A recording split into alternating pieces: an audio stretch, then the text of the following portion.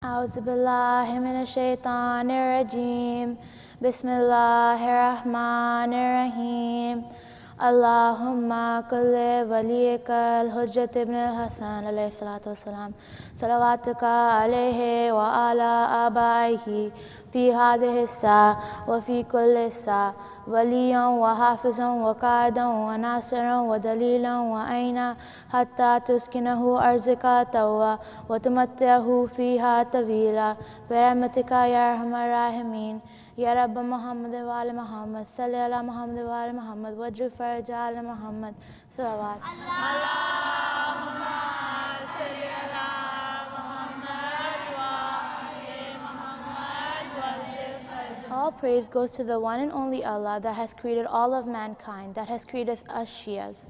All praise goes to that one and only Allah who loves us more than 70 mothers ever could, and the one that has sent prophets and imams for our guidance.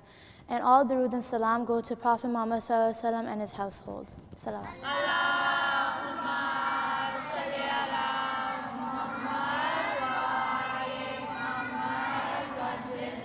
The occurrence of Karbala was not a long event. Even though it was such a short time, we can say that Karbala has taught great lessons to all of mankind. It has taught us to recognize our roles, our duties, and our responsibilities. And we can do that just by reading one book about Karbala. Karbala has given billions of people demonstrations of the right path. Thus, in short, Karbala is like a laboratory for Islam, inside which the acts and deeds of humans are taken into account, turned into equations, and taken through the process of experimenting, leading up to observations and results that help generation after generation. Karbala has two parts, the Battle of Karbala and the meaning behind the Battle of Karbala. The Battle of Karbala is what we've been hearing about for 1400 years. It's what's written in history books, and it's what completes our religion by giving us valuable lessons.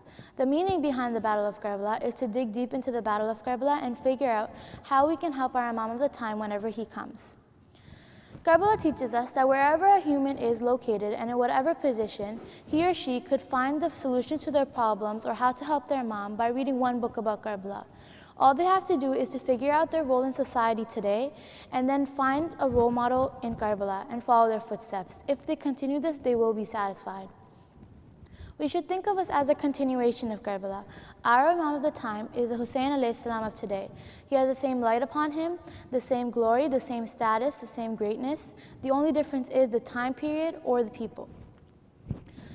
We should understand that whoever we take as our role model, we will receive the same consequence they receive because we're following their footsteps leading to the same consequence. We can understand this by thinking of everyone as a 100-cornered star.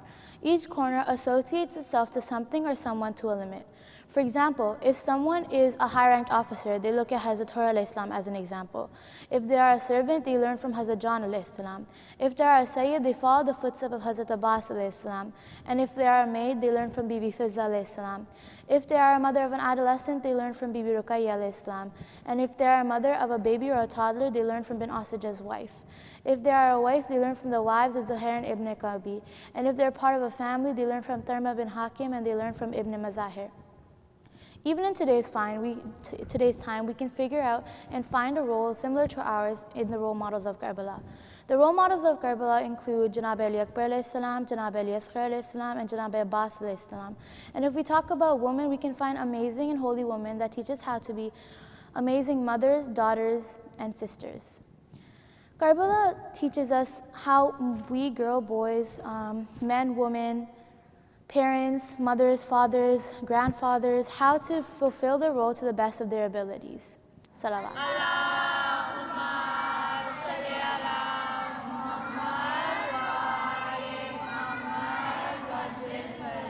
All we have to do is we have to just look at them and learn from them, and then we will be fulfilled, satisfied with ourselves.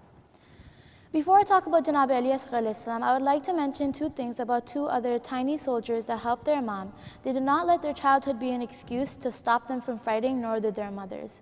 I would like to talk about the son of Muslim bin Asajah and the son of Janada bin Ka'b Ansari. These kids were among the youngest of soldiers and their fathers were among the oldest. In history, it says when Imam Hussein alayhi salam's follower, a loyal follower, died, Muslim bin Asajah alayhi salam, and was brought into the tent, At the time, outside of Imam Hussein alayhi salam's tent was a 7 to 8-year-old boy who came to Imam Hussein alayhi salam and asked permission to fight. When he went to fight, he sent 30 enemies to the rightful place in hell until his head was sliced off and thrown to his mother, who gratefully accepted her son as a sacrifice and kissed the beloved head of her son. Another child that teaches us how to sacrifice our life for our Imam was the son of Janada bin Ka'b Ansari. When Janada bin Ka'b Ansari died, Imam Hussein alayhi salam saw a little child walking from the tents towards the battlefield. When he went to the child and asked him where he was going, because the child was so small that the sword upon his back was leaving a trail in the ground behind him, the child told the Imam that he was going to fight for him and he was going to help his Imam. After the Imam heard this, he embraced the child in his arms and told him to go back to his mother because his mother had just become a widow. The child innocently replied that the sword upon my back was tied by my mother. And when the mother's voice was heard asking Imam Hussein alayhi salam for permission to go fight, when the son of Janada bin Ka'b Ansari went to fight, he read verses and fought and sacrificed his life for the Imam, which teaches us that whenever our Imam comes, we should be prepared to sacrifice our lives for him. Salawat.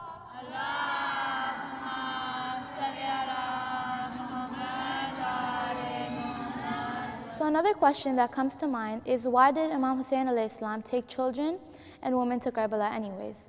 This is explained through a significant event in history that is narrated by Abdullah bin Abbas alayhi salam.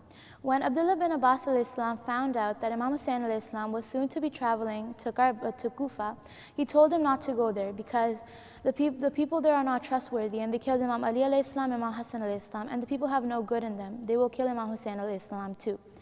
After Imam Hussein alayhi salam heard this, he replied that he had received many invitations from Kufa and many people had paid allegiance towards him. Bin Abbas replied, "O my master, yes, I respect your decision, I respect it with all my heart, but please do not take women and children with you on this long and tiring journey." After the Imam heard this, he replied, "Allah wishes," meaning he's explaining why he took women and children to Karbala with him. "Allah wishes for us to be tested. For us to be tested and for us to be imprisoned so that the enemies of God are shown and they're teased and disrespected. Ahl Saqifa and Bani Umayyah will be proven as oppressors, and Allah's decision will be shown." And then when Imam Hussein alayhi salam went to Kufa and then fought in Karbala, we can understand why he took women and children with him. Because the ones that brought Karbala to the end were women and children. The one that flipped over Yazid's throne with their lectures and speeches were women and children. And the ones that fought with Imam Zain al-Abidin alayhi salam throughout their way in Sham were women and children. Salawat.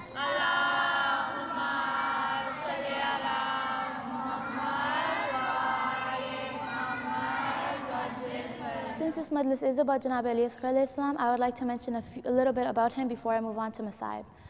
Janab Ali Asghar alayhi salam was born on the 10th of Rajab in 60 Hijri. That means on the 10th of Muharram, he was exactly 6 months old. He was named after his grandfather, Ali, which was later combined by one of his many titles, Asghar, and his name became popular as Ali Asghar alayhi salam. Janab Ali Asghar alayhi salam has many titles, Makhtul, Mazlum, Razi, Abdullah, and many, many more.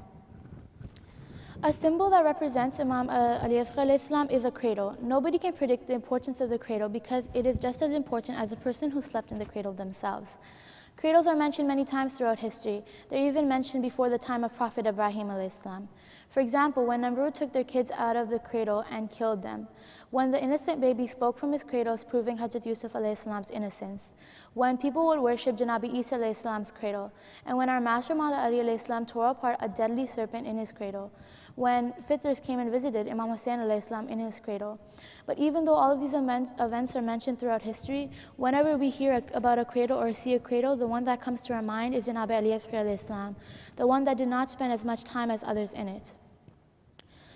And whatever cradle is dedicated towards him, we respect and we value, because whoever forgets to respect their culture, their past, their religion, they lose respect for themselves and everybody loses respect for them.